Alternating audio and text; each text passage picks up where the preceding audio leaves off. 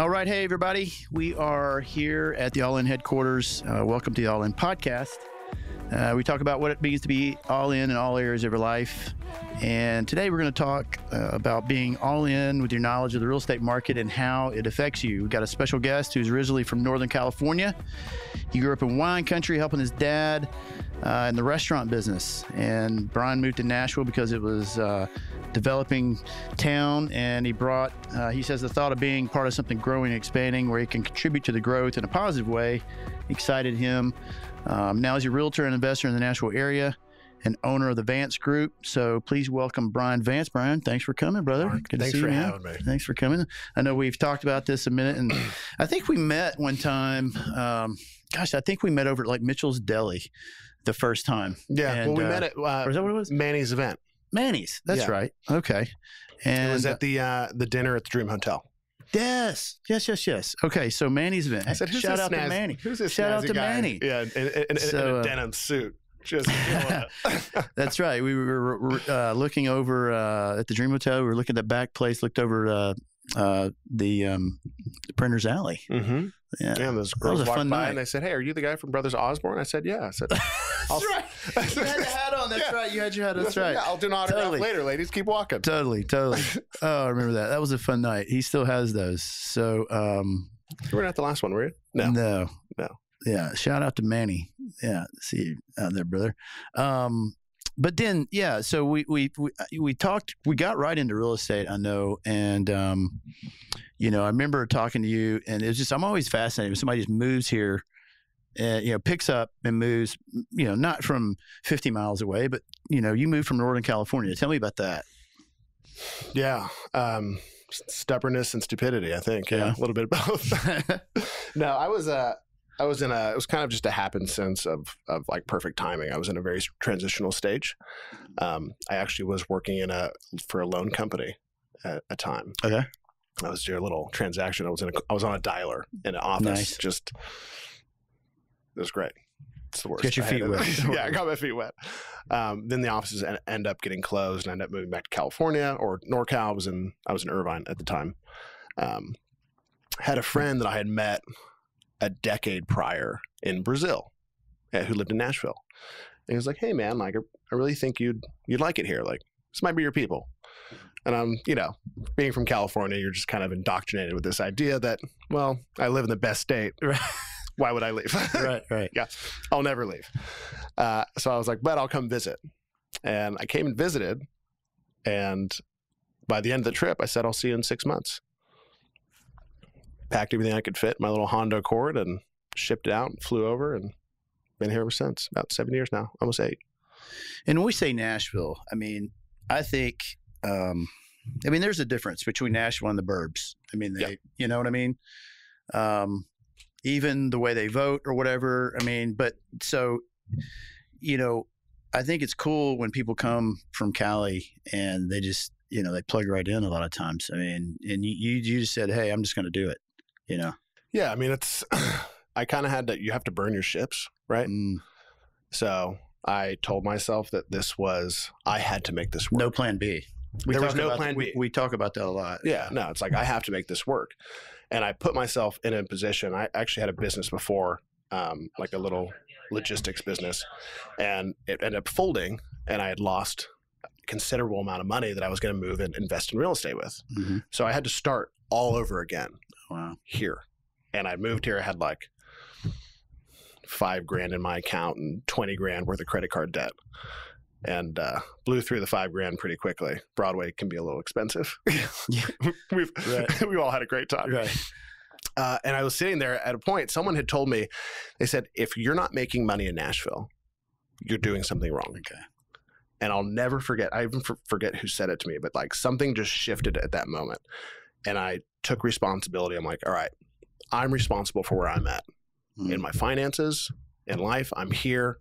I will do whatever it takes. There's no plan B. I'm not going back to the restaurant business. Fucking hate it. Yeah.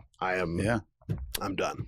So I got a job bar backing at Tequila Cowboy on Broadway. You've heard of it? Yeah. Great place. Little plug for Tequila Cowboy. For Blacked Out. You've probably been there. And I did that for about 3 years, 5 p.m. to 5 a.m., about 4 or 5 nights a week. Okay. And did real estate every day. Was with a modeling agency, did acting and modeling for 3 years as well. Yep. And after about 3 years, I had made enough money to buy a house, leverage myself out, and do real estate full time. So it wasn't overnight, was it? 3 or 4 years. And plus, what I hear you saying is it was a mindset, really, dude. I mean, but it's a mindset shift. You had to, and before you did anything, you had to say, I'm going to burn my ships, as you put it. I'm not going to have a plan B. And what does that do when you don't really have a plan, when you burn those ships, like in your mind? Like you had to say something clicked where it wasn't, you know what I mean? Somebody said something to you. They said, hey, if you can't make it in Nashville, you did something wrong. But that was the thing. But you can't, if that's all you get, if that's all you do, you got to do something with that. So something inside, I think, has to change, I think, right? You just have to want it more than you want your comfortability. Right. You have to sacrifice your comfortable, like the comfortable nature that you are probably in that puts you in that position. And you have to just chase it. Relentlessly. Every fucking day. Yeah. Like that's the thing. Like it's not for a week or for a month. It's what you do every day that over time produces results. Right. Right. It's the discipline. And what I learned was that in discipline, I found freedom, which is kind of like a contradictory concept, right? But it's interesting. It's a paradox, but the way that, yeah. But that's how it works. Like I never used my calendar. Now if I'm dating someone, I'm like, if you're not on my calendar, you don't exist. Like I know that's fucked up to say, but like if you're not in there, like I'm gonna miss it. So like I live in that thing. I'm looking at it like that, 10 ladies. times a day. Yeah. Brian at thevancegroup.co. Just send me an invite. I'll let you know if the times work. Yeah. But I mean, like, dude, you were doing two things at once. I mean, you were bar backing and doing real estate. And modeling and acting. Yeah. And when I was doing that, it was funny because there was some realtor friends that I had. They were like, oh, we'll help you out. And like, never did. And they're like, oh, well, you can't drive a Honda and be a realtor. I'm like, you can't be a bar back and be a realtor. You can't like be an actor and be a realtor. Oh, wow. And I was like, I think I just took it on as like, when someone tells me I can't do something, I'm just like, I will show you. Right. Just wait. Well, damned if you didn't. So you look back. I feel like we're still. Do you ever see those folks now, or is it like? I'm sure you're probably friends with some of them. Some of them are out of the business. Some of them are out of the business. Yes, and some, yeah, I don't really see them that much anymore. Yeah, but great people, love them, wish them the best. Yeah, it's kind of hard not to, brother. But you have to like, as you're cultivating this kind of mindset and growth, and you're attacking this goal, right? You have to protect who you surround yourself with. Mm-hmm. Right. If you listen to one of those things and it's like, oh, like maybe I shouldn't do it. Maybe I should. Yeah. Actually, I had a girl call me. She worked at Tequila Cowboy with me yesterday, and she was like, hey, do you mind if I ask you some questions about real estate? I'm looking about getting into it. I said, yeah, I have a couple of minutes. She's like, oh, well, like given the market, like, what do you think? Is it a good idea for me to get into real estate? Pause. And I said, I'm going to tell you one thing. Don't ever get someone else's opinion about what you think you should do. Right. If this is what you believe you should do and this is in your heart, go for it. It doesn't matter what's happening in the market. Yeah. You'll find your niche and you'll make it work. Right. She's like, that's really good advice. It's huge. I mean, people do ask that. I mean, I get asked that. Like, what would you recommend, going into the real estate industry? I mean, I just got asked it the other day. And my answer was pretty similar. I mean, it was, you kind of have to, it's going to be a lot of work. It's a full-time gig. It's inescapable. And you may not make much money at first, if any, but all the trial and error and the learning, if get a mentor of some sort. Now, what I hear from you is that you tried that and maybe the mentorship didn't work. But ideally, I think if you got somebody that you can sort of ride and just, they'll let you kind of come along for the ride and just observe and do the grunt work, like hell, you may have to go get Starbucks for them or whatever. If that's what it is, if you get to see what's going on when they're on their calls, right? You're around someone doing the thing that you want to sort of absorb it, right? Totally. I wanted to have a mentor when I moved here, but the thing about real estate that I didn't know is that it's built on your network, and I didn't know anyone. Right. So I was like, cool. Now I just have to figure it out myself. So I read books and YouTube videos and asked questions, asked a lot of questions. But ultimately it was, now my recommendation is get a mentor, get a team, learn quickly. Right. I didn't sell a house for a year and a half, almost year 2 and a half. years. Yeah. Yeah. I don't think people realize that. Yeah. I think they think immediately they're going to get in and they're going to sell, I mean, their family, but heck, your family was back in California. It's kind of hard to work 2 markets, right? I mean, Yeah. And like your family, like even their network, they're like, they know me as like Hank's kid. right. Like not a realtor to them. Right. Like now I am, Right. because I've taken the time to establish that business. Right. And my family, like my dad doesn't even know what I do, really. Like we were talking the other day. What like, is it you do? Yeah, he's like, oh, so like, what are you doing in real estate? Like, how many homes did you sell last year? I'm like, oh, I sold like 46 or something. It's like, that's a lot. I'm like, yeah. All right. Yeah. Cool. I mean, Typical father-son conversation. Right. I mean, when you talk to people back in California, do you find them asking, "Hey, is this a cool place for me to land as well?" Or do you have those connections? I mean, because now you're established here, you love it here. Obviously, you would have gone, or you would have left. Yeah. Not to say that every place is perfect. I mean, Sure. right? Every there's no perfect place, including When Nashville. I was first moving there, they were like, "Oh, you're gonna go be a farmer in Nashville?" I'm Yeah, like, wear a rope yeah. belt and get barefoot. overalls and a shovel. It's amazing what people think that Yeah. they like. Right Now they're like, "Man, you really made the smart move. Like you got really lucky." Yeah, you struck gold. Struck Yeah. it, caught lightning in a bottle. like, yeah. It's like kind of been here a while. Yeah, But just I was people like, just sure. have always thought that. It was that way for me in college. Even Yeah. I mean, Peck, man, people definitely think that it's just you're wearing rope belts and walking around barefoot, Yeah, I mean, you're listening to Hee Haw or old Hee Haw reruns or Listen, something. I've listened to a lot of Hee Haw since I moved here. A little honky tonkin', Robert's Western World. It's my favorite spot. Yeah, I mean, you're celebrated in public for what you do in private. You know, for Right. what you practice in private. You can't fake it. Can't. You can't. And if you're getting any sort of notoriety or people are noticing, it's because of the iceberg underneath of work Oh yeah. that's been there to do Yeah. that. You know this. I mean, you've been in the They industry make how long? posters about it now, right? You know, all the success thing, all the stuff under the iceberg. People don't see that part. Sure. And you don't know until you go through it. Yeah. Right. You only see the success of it. And I don't even feel like I've had small amounts of success, but it feels like this is just the beginning. Yeah. You know, like I'm not even close Yeah, I mean, to dude, being where I want to be Right. or where I think I should be or, you know, all that fun so stuff. you're young. You've been here how many years now? You started 7. years, and it's been a big trajectory, I think. I mean, but those first three years, I mean, it was tough. I mean, Oh, yeah.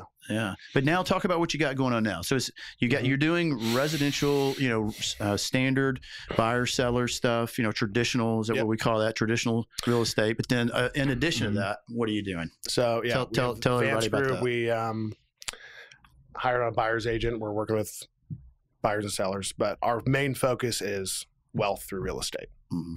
So not the people that you call to find your perfect home. If you have any sort of investor mindset when you are purchasing a home, and this is going to be the first of many, we're the people that you call. Right. I narrowed that down in the last couple of years of my niche is because that's what I love to do. Yeah.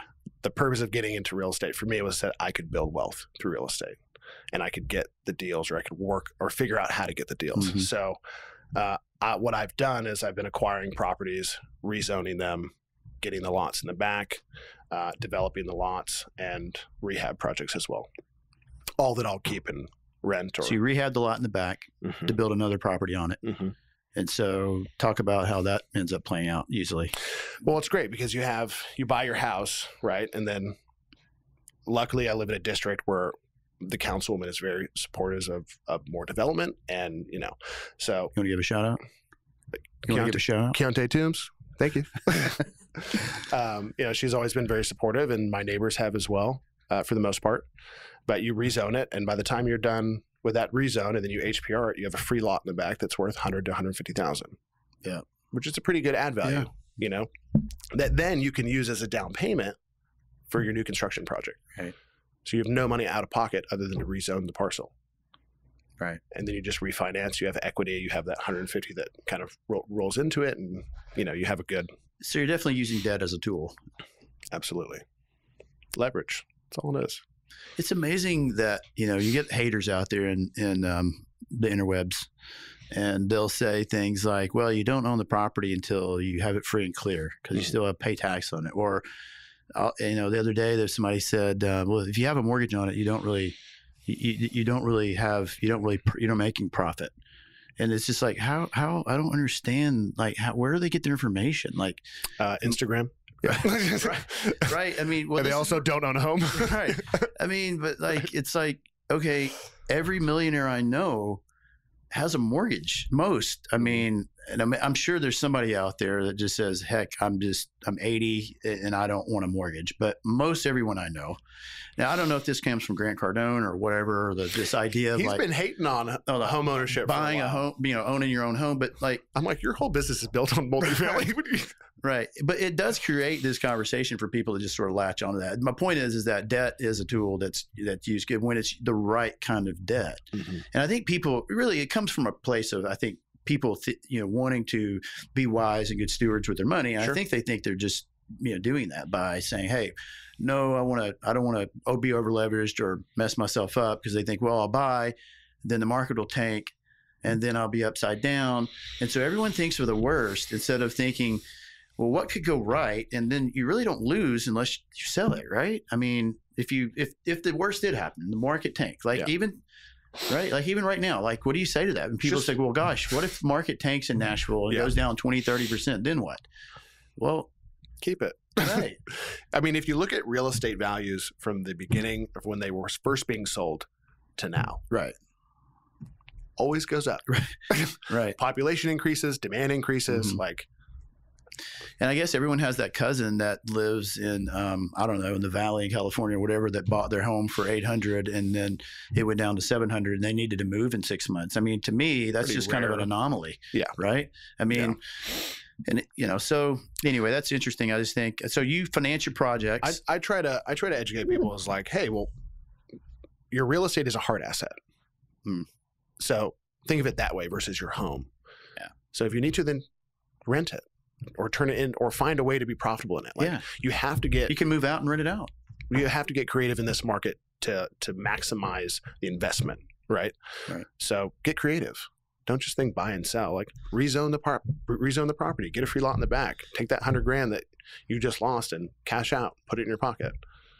I honestly think, just in general, that's almost the way life in the business world works in terms of like building wealth. Like, there's this 3 or 4 just basic rules that everyone sort of knows. Yeah. But then outside of that, there's these other little rules that people play by, like leveraging tax benefits, like getting a cost segregation study done so they don't have to pay taxes on it. And people just don't know about that. So they just assume and write it off. But when you find out, not everything's a scam. This is actually, there's another way, and I just didn't know. So even just in the last few years, I've learned so much. I mean, just about cost segregation, getting a study to where this is the way that people don't pay income tax at all. Yeah. Because they're borrowing money against their properties that have gone up in value. Then they buy other cash flow producing properties.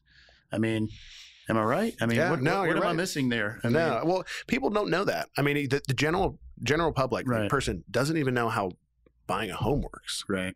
So then you want to talk about cost segregation and like debt and like, their image of debt is credit card debt. Which is high interest, Right. Like, oh, it's bad. Yeah. Pay it off every month. And that one is still bad. It's not. So, but I mean, given the right things, I mean, I think of, Alex Ramosi was down to nothing, and he, had $100,000 business credit card that he used, but he had the plan. Mm-hmm. Well, now he's worth hundreds of millions of dollars, and he executed that plan. He maxed out that card. He was down to nothing. But he had a plan. It wasn't back against the wall. Yeah, his back was against the wall. You might surprise yourself. The back was against the wall. There's no doubt. So you finance your projects. Now, when you go through, say, it's an investment property, are you getting hard money? Are you doing, how are you financing them usually? Talk about, like, for viewers out there thinking, hey, man, I may want to do that myself. I may call you, Brian, because I'm thinking I may want you to find me a property to do this with. So I'm a more non-traditional investor. I buy properties 20% down that are investment, because I like to have that chunk of equity in it, right? Like I want to have enough spread. If I need to rent it, what's I like $500 to $1,000 cash flow profit on every property. That's my minimum. Right. Ideally like 1,000, which is a really good spread. Yeah. That gives me enough to like play around with. If the market does tank, I can drop the price and not lose and not be underwater. Right. But I do traditional bank financing, construction loans for the development projects, and I'll probably do the same for the rehab. I might do hard money. And my network and past clients have kind of sums of money that they're like, hey, put it to work. Yeah. So what do you think about commercial? Do you have a desire for that at all? Or are you staying pretty much in the residential? And commercial is a whole nother beast. I would love to own commercial and know more about it. It's the time to do that is, I haven't. You've only got so much time. Yeah. Yeah. But I have great commercial partners. I mean, hell, a girl's got to, go on your calendar to get a date. So, how are you going to learn commercial? You got to take some time. Got to go to a conference and just get straight into it. Right. No, but that has been on my list of like, yeah, I want to get, and just, it's better for me to know in my industry and my skill set, right? Like the more I know about that, the more educated I am, the more educated I can be for my clients and help guide people. Yeah.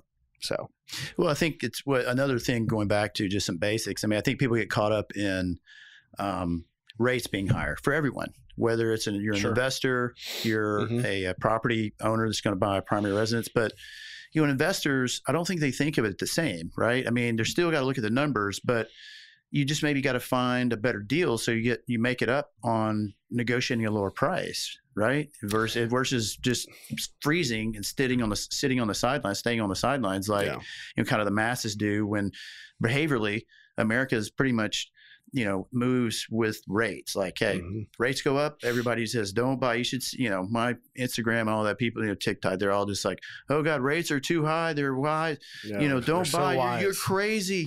Don't buy right now. Yeah. It's like rates are 6.5% as we speak today. Like, that's actually a pretty average. What's not normal was 2 or 3, which we'll probably never see again. But when you think about that, man, it's like, I think you have to sort of reformulate everything, right? You kind of, you look at the whole picture, not just the interest rate.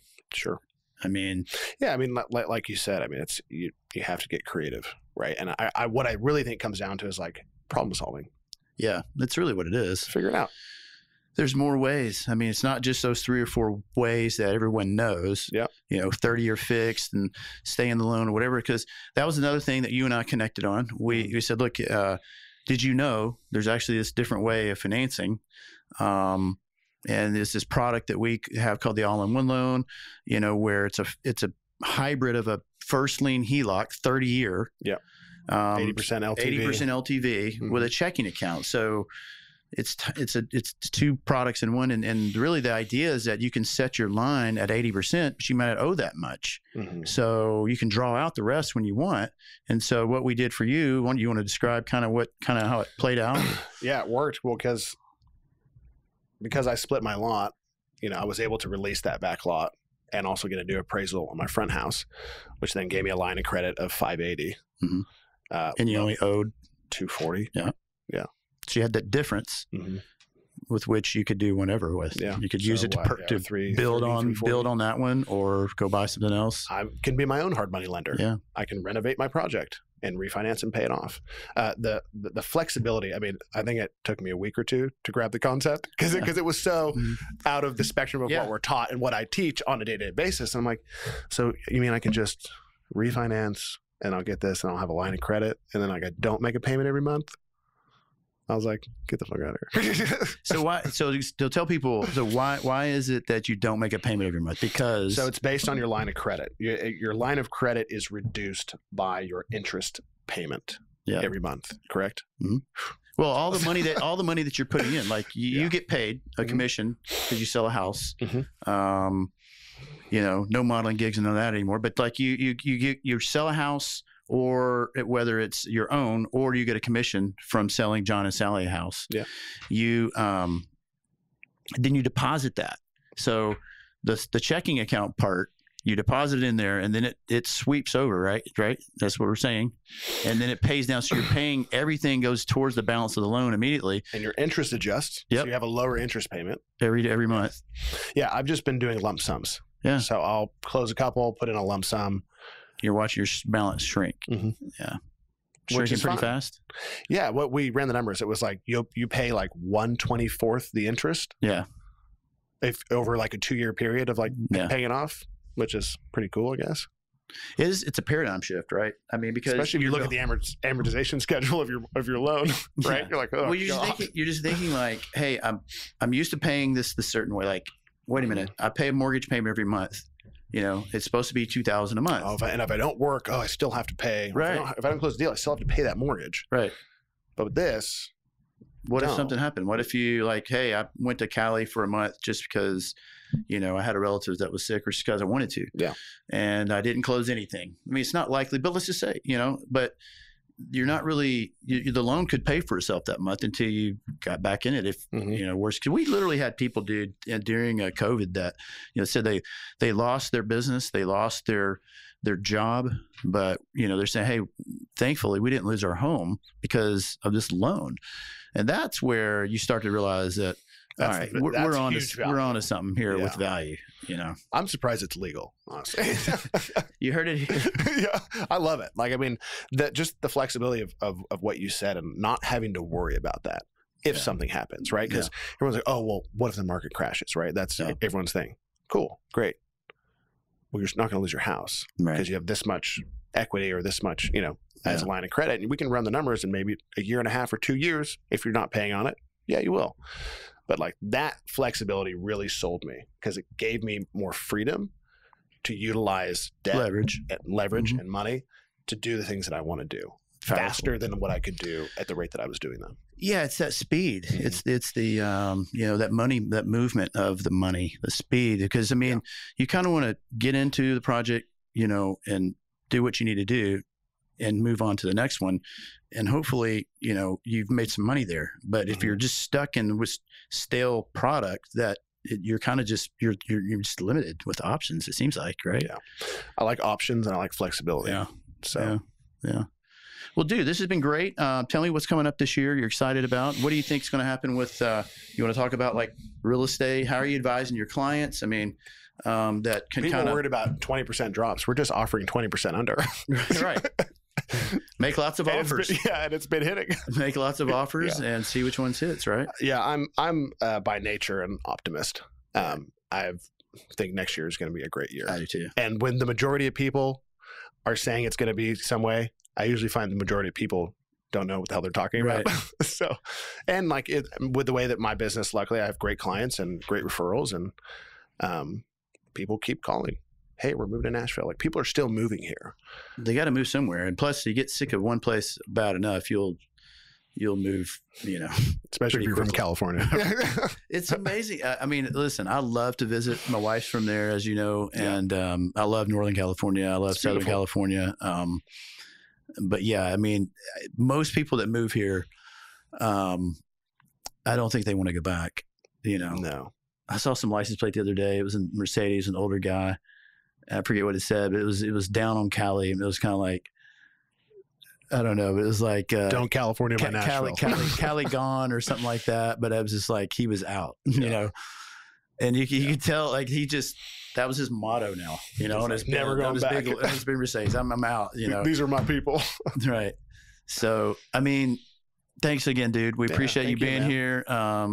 Always enjoy hanging with you. Always enjoy being with you. Oh yeah. How can, great point. How can people find you? So you mentioned that earlier, but, and you got a unique, email. There's not an M on the end of it. No, it's .co. And so people mess that up. Well, you know what it is? Because I did it's autocorrect. Autocorrect, bro. I know. Like, damn it, I did it twice. Pretty like discriminatory. It wants to, pretty discriminatory. Yeah, you really got to pay attention. TheVanceGroup.co, Brian at TheVanceGroup.co as well, and Instagram, Brian Being Basic. So get to see all my basic fun adventures on there of real estate and renovation. So reach out to this guy. We'd love to hear your comments, questions, anything. Hit the like and subscribe button, the little bell. So it goes off and you can hear about when we've got a new podcast coming up. So until next time, folks, we will see you.